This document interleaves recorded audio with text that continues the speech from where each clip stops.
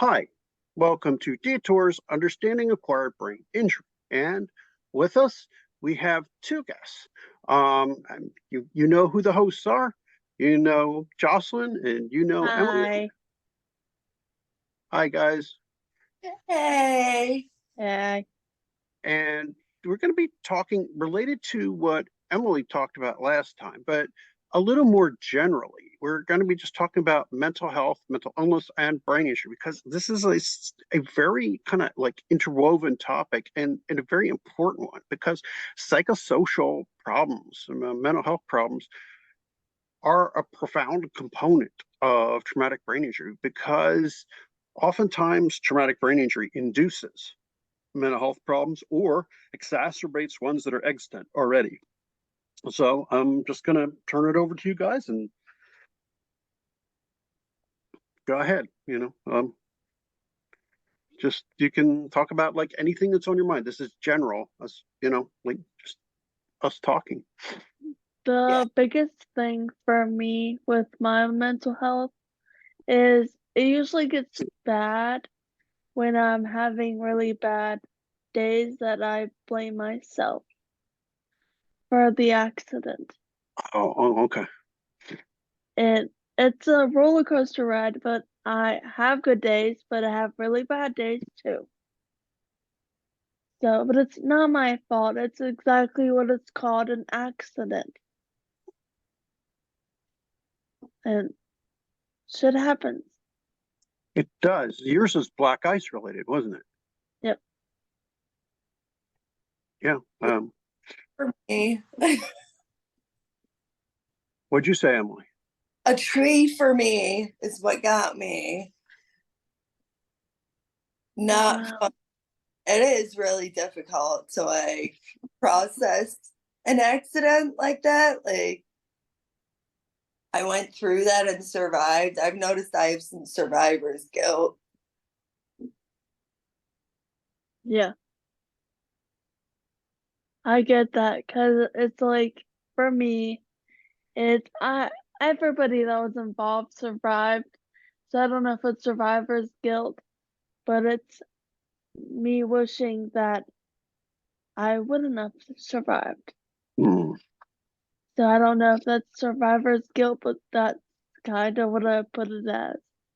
That's how it is for me too. So yeah, Yeah. I'm not exactly survivor's guilt, but yeah, there's some part of me that's like, well, would it have been easier if Yep. I died for everybody that like they could just grieve me, get over me, Yeah. and make it easier for everyone than having to deal with who I Yeah. am.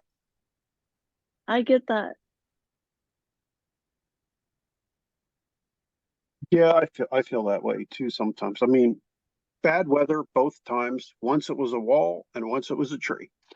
Um, 30 years ago, the wall, but driving when I probably shouldn't have. And yeah, I know the feeling. It's like, would it be easier had I not survived?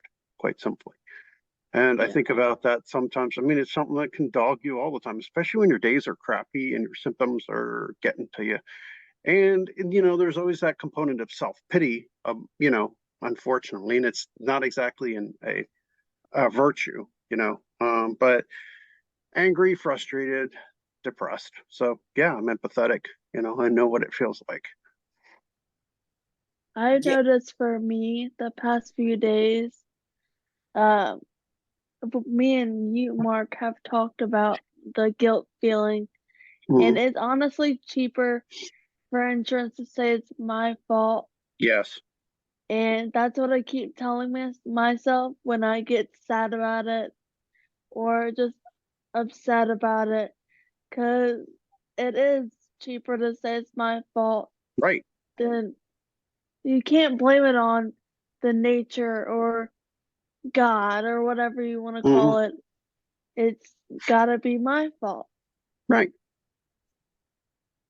Sure.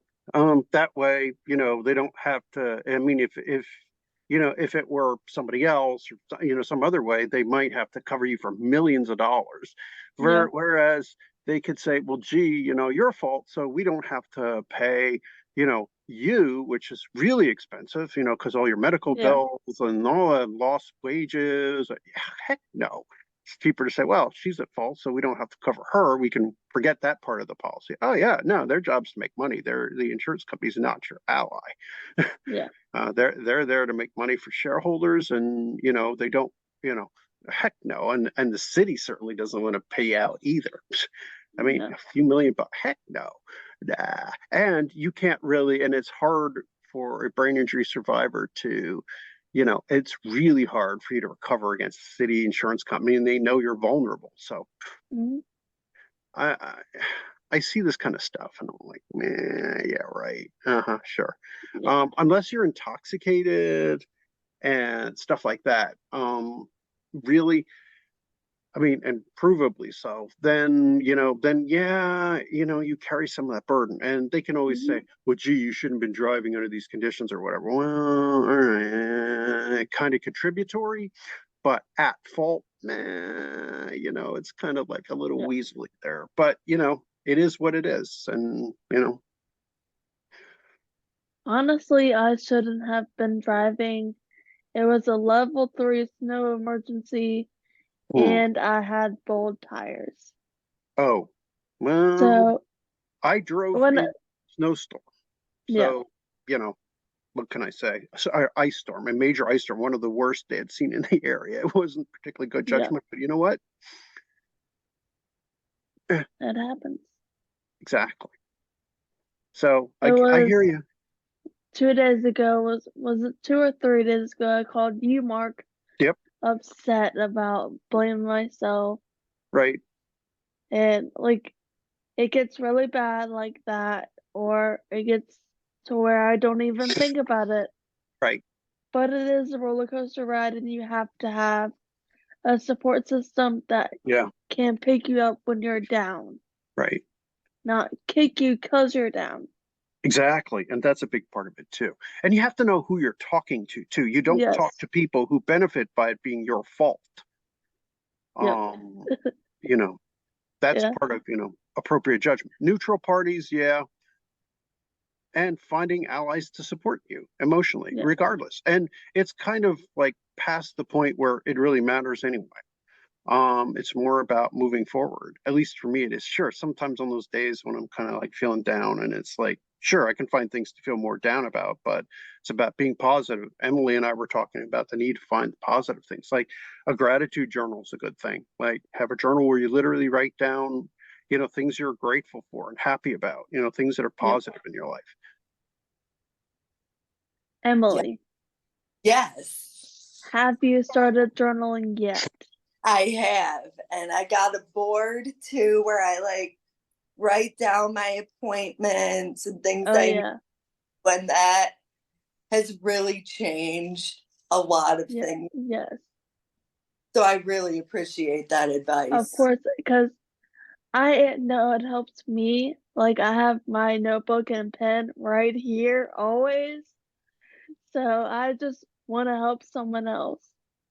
But you definitely helped me because I was just like, I cannot keep track of anything. It's just, even if I put it in my phone, it was like Yeah. really this, but actually writing it out. Yes. Yeah. Really, Writing is better than doing it on the phone because you're more likely to remember it. We talked about why. Yeah, that's always smart, and that's smart advice. This is what I meant about Jocelyn being really smart earlier. Um, yeah, and it's good, solid advice. And Kate and I have talked about this too, ways to deal with adynamia and Mhm. dysexecutive syndrome, setting alarms and making sure. And one of the other ways um, to improve like recording on a board that you have in your fridge or whatever is different colors. And here's why. Different days, different colors. So oops, that was from yesterday. Take that off that, so you don't like, Yeah. oh wait, was that today? Even with a date, the color can immediately tell you, whether that was a yesterday thing or not. And it yeah, doesn't just have to be dates. Like I Mhm. used to do my therapies in blue and Yeah, my brain doctor in green and my actual doctor in red. And if Like you're it going with can a be, friend or if you're going yeah, out, and that's important too, is having a yeah, social life, even if it requires you to push yourself a little bit more, because that helps with the positivity. You know, it's like even if you have to limit the amount of time you hang out, you mhm, still need to like go out and do stuff because doing motor activities, things like that, is like yeah. really important. Yeah, I like the color coding Yep. ideas. These are always giving me good advice. Well, take them if they help because I used them. I started to use them 2 years ago, and I kind of forget now. So if it helps you, use it. Yes, I'm willing to try anything because everything is just so, I Yeah, get so easy. And I would yes. recommend like a joy journal, which is just a place to record positive, just positive stuff. Like a regular journal is one thing, but a joy journal or a positivity journal is like something you're grateful for, person you're grateful for in your life. Just like, especially when you're down or negative, or if you're negative on yourself, something you're grateful for about for yourself, something positive about yourself. So if you beat up on yourself, you got to say at least one good thing. And it kind of encourages that change in mindset because we're vulnerable to negative attribution bias. And if you're critical of somebody that's important in your life, you got to put down something positive about it. It's a way of changing, like the way of thinking about, yourself, people around you, things around you. So anytime you're negative about, like, you need to put down, it's a habit to get into, and then eventually it changes. Yeah. Yes, Your that's actually mindset. what I did prior to the brain injury because I did struggle with mental illness Mhm. before injury. So the gratitude journals are definitely like huge for me. Huge. It kind of like resets whatever's going on in my brain at that moment in time. It comes out of positive psychology, and it is for those of us with brain injury, we have negative attribution bias often. I know I do, where something neutral is perceived as hostile or negative, and it's hard to fight that. But it's one of the ways to fight Yes. Yeah. I know for me, and I don't do the joy journal, but every time I see myself in front of a mirror, I say 5 things I like about myself and 5 things I'm grateful for. I love That's that. good. That is very important. Now, Yeah. if you're negative about a person or a thing, do you think of 5 things you like or are positive about? I look for the positive, like we all know that mine and my kid's dad's relationship isn't good, but I'm grateful for him being a good dad Mhm. and being there for the girls and helping me make sure they get put there first.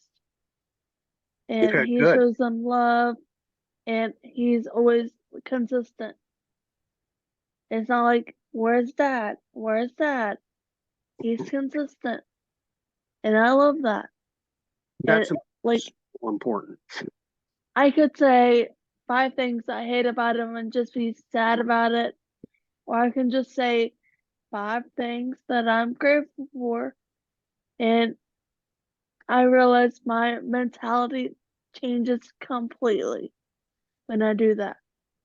I would encourage anyone who's watching, if there are Yes. certain people in your life that you have a particular problem with, those are the people most of all that you need to, instead of immediately coming up with problems, then 5 things that are good or you like about. Because if you're unable to do that, then you need to do a little self reflection. Mhm. Everybody has good attributes as well as bad. Everybody. So if you can't do that, then the problem is yours. And you need to do a little self examination. And so stop and take time and say, what are 5 things that are good? Even if it's small, even if, hey, they're a good dresser or whatever. Doesn't matter. But you need to find 5 positive because if you're unable to, then you have a serious problem yourself. And you are one of the things that's interfering with your own growth. Yep. Yeah. I mean, that can be, it's for me right now. Like, I got divorced during the summer Hmm. and Sorry. Really difficult to find good traits about my ex-husband. I know he has them, but some days I'm just like, so I think I should start doing the 5 good things, even though we aren't on the best terms. There was obviously something there that I got married, so there are things I like about him. I just have to find those things again. And the goal isn't so you can get reattached or anything. The goal is so you don't poison yourself with your own anger and hatred towards somebody. Yep. Yes. It is to prevent you from not being able to grow. And like, okay, yes, this is a person. This is not an object. This is not a whatever. All right, now I can put them aside so they don't control you anymore. Your own hatred is, like, or anger towards somebody is what, allows them to have headspace.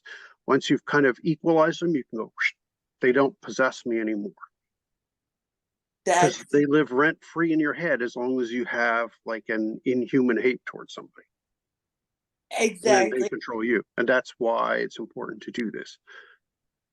And that takes so much brain power. I feel like even just to feel that way, that mixed with the TBI, it's just exhausting.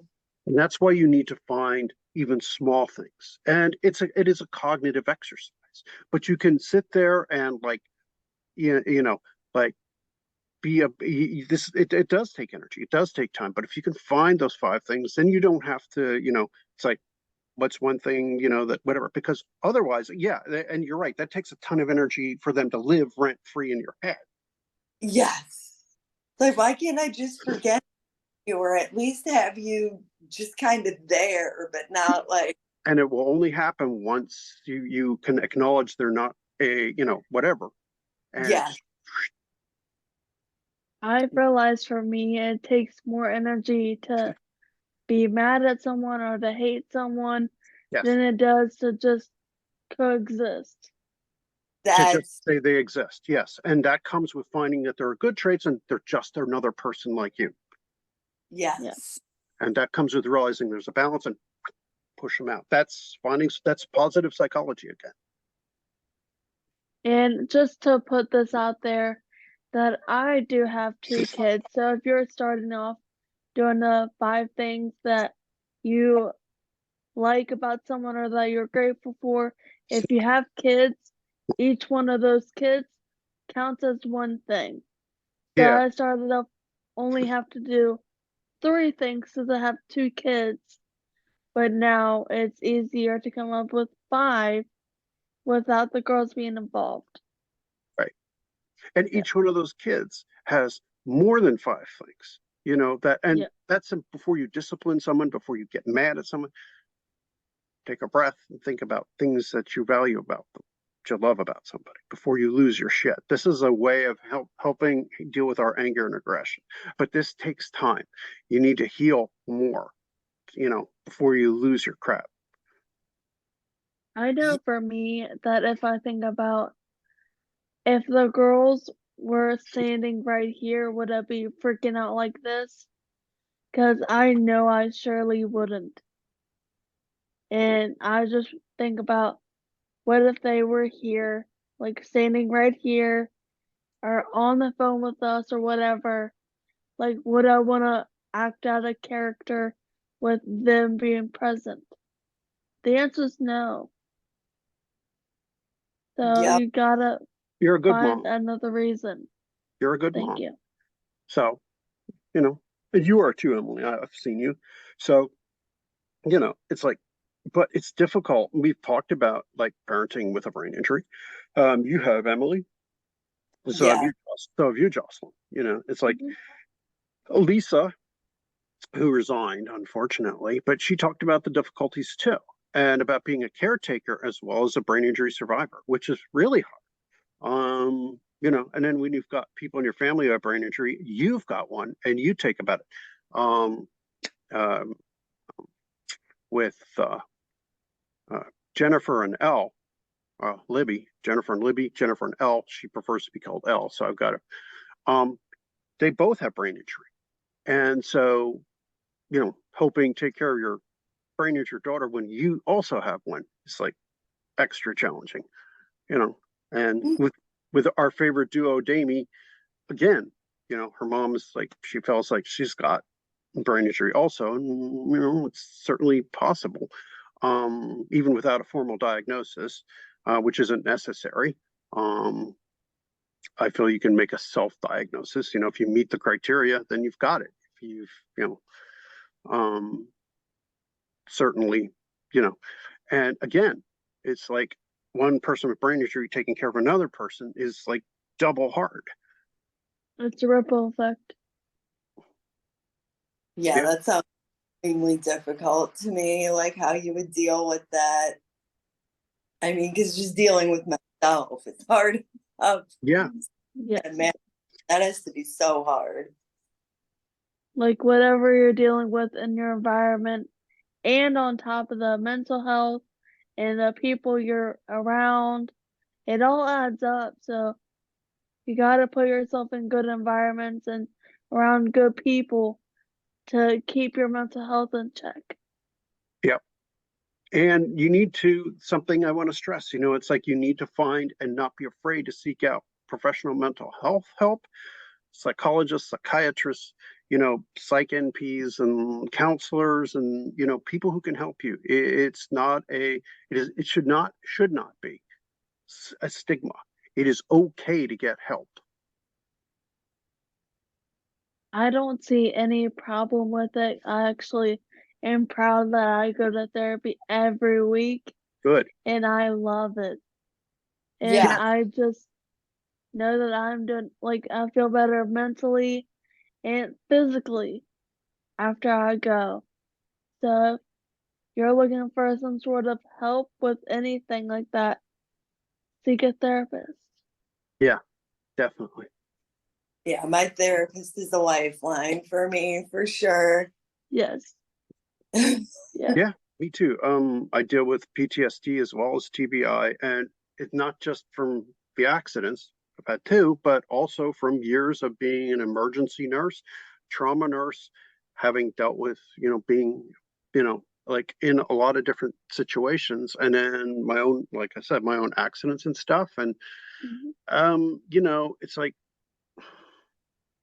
yeah, so yeah, um,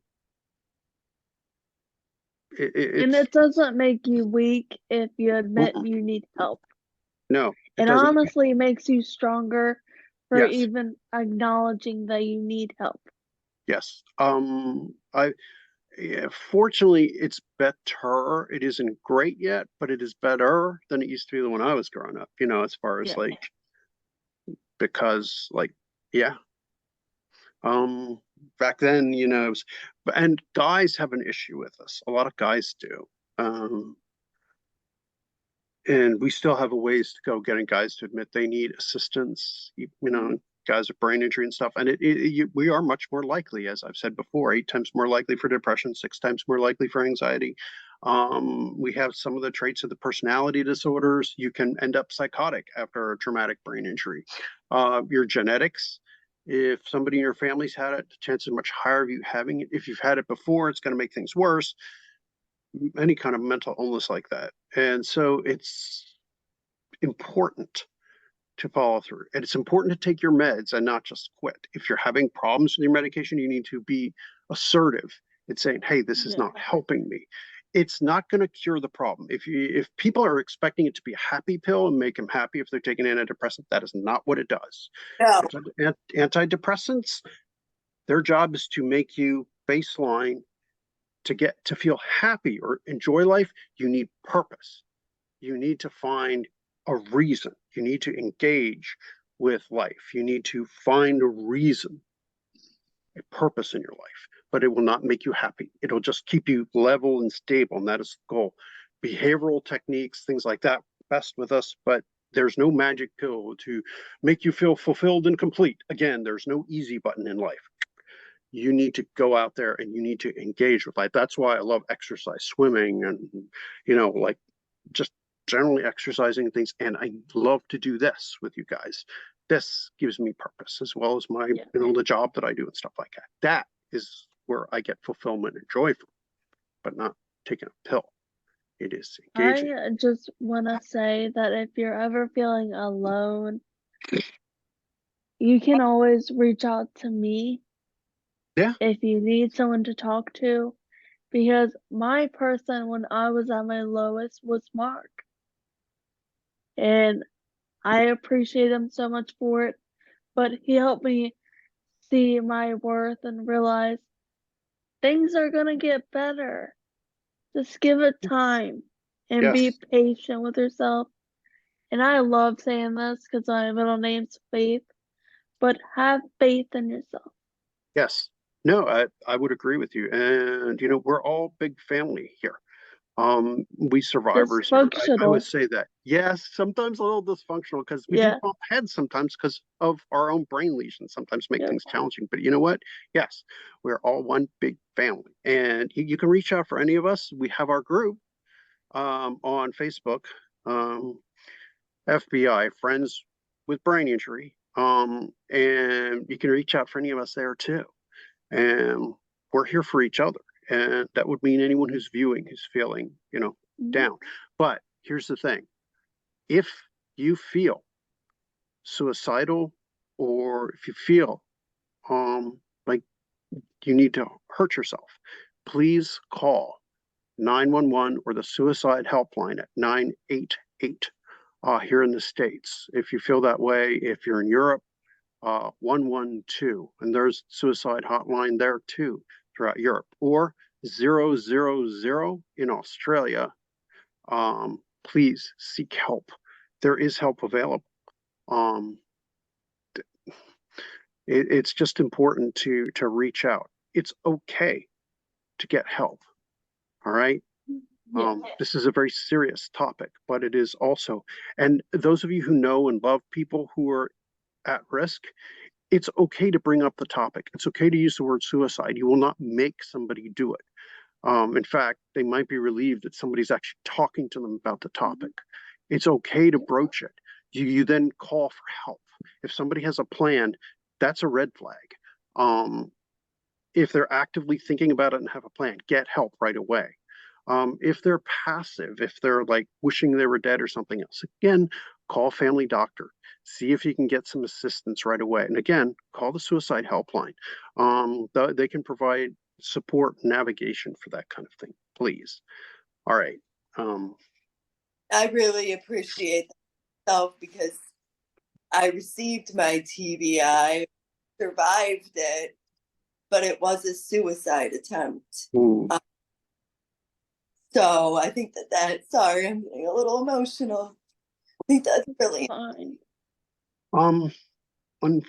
It's like a lot of us after our brain injuries are, I attempted 3 times Me after I too. was hurt because I had put so much time into my education and everything else. And after I was hurt, I wasn't sure, if I could stand doing anything else. I couldn't see myself flipping burgers or doing anything else. It was my pride was hurt, but I was saved by a railroad cop, and I was saved by an electrician because I was using some more intense methods. But I was found. So I've come to the conclusion that obviously I'm supposed to be here doing something. And I think this is part of it. And I never would have met all the wonderful people that make my life complete. So I'm glad I was not successful. I'm glad, Emily, you were not successful. I'm glad you're here. I'm grateful you're here, Emily. thank you. I honestly, I appreciate life so much more. And that was like before it was mental illness, and Yeah. now I don't want to leave Earth. I don't want to leave my daughter. I don't want to leave you guys. Like I have things that I'm looking forward to. And that's why we have within the company like a way to communicate, if you're in distress. Worst case, we'll come up and we'll get you if you need it. Seriously. There'd be many of us coming if you got into that position. That's part of why we worry, about each other. We're here for each other. But this is, what we want to stress is we care about each other, there's, like I said, a big old family, maybe a little dysfunctional sometimes, but again, we love and care about each other. And so, Yeah, there I is. get Jocelyn, upset when people are like, they're just coworkers or whatever like that. Because I don't look at any of us as just coworkers. You guys are family because you got me through the dark places I've been, and you'll see the great things that I'll do yep. in the future. Well, we're friends too. Yeah, We're close friends. We're yeah, family in that sense because, yeah. again, it's like many of us lose contact with our family after it happens, and so we end up building a very deep and profound, friends by choice and family by choice, always, I regardless. don't like it's either friends by choice or I always say one of those is by chance. I think it's friends by chance, Family by choice. family by choice, or Okay, whatever. I like that. I like that. Yeah, because it's honestly because my TBI happened and it's a weird thing to happen, not like a Yeah. normal, but it's a thing that happened. But because of that, I met you guys, Hmm. and so it's Serendipity. Mhm. friends by chance, family by choice. Right. I like Yeah. that. Me I like that. too. Good Yep. way to I'll live. have to remember that. And it's a good thing. Yeah. Yep. Yeah, I mean, it's not all negative. There are things that come from it. It's like, yeah, I know we all wish we weren't here, but we are. So Well, and even if we don't wish, even if that's, it's still that, you know, we definitely are glad to include all of ourselves within this big, family that we've got. Even if, it's like if I could undo my brain injury at this point, I don't know if I would. I've gotten so much after. And as your lives continue to move forward, you may say, gee, I wouldn't undo it at this point because there's so many changes and for the good. It's like I've talked to a couple others who've been long-term survivors and who've said, no, I wouldn't undo it because that would I require me am to 2 years out, and I can say I wouldn't change it not because anymore for me. No. Okay. the type of person Hmm. I wasn't happy. I was self-sabotaging Hmm. and in an abusive relationship. Hmm. And so I don't want to undo it at all because I've learned how to stand on my own 2 feet and be proud of myself. You should be. that makes me really hopeful for what's next for me is, who knows? The future is Unwritten. hopefully right. And I have you guys, which is amazing. It's a nice Yes. friends. Yeah.